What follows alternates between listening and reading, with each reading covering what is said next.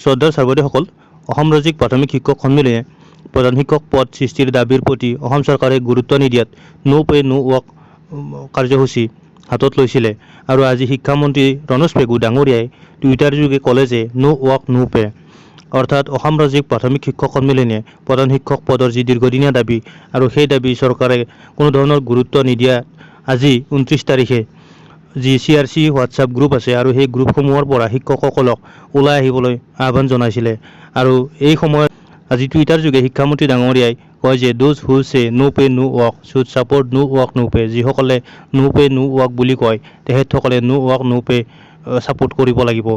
অৰ্থাৎ যিসকলে পইচা নিদিলে কাম নকৰোঁ বুলি কৈছিলে তেখেতসকলে কাম নকৰিলে পইচা নাপায়, এইটো মানি ল'ব লাগিব।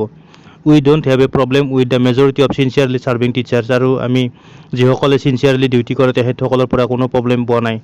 বাট some teachers do not go' to school, কিন্তু কিছুমান শিক্ষকে বিদ্যালয়লৈ নাযায়।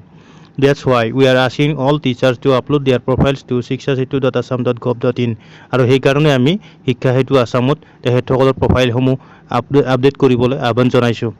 প্লিজ কোঅপাৰেট, আৰু ইয়াত সহযোগ কৰিবলৈ শিক্ষামন্ত্ৰীয়ে আহ্বান জনাইছে। ধন্যবাদ।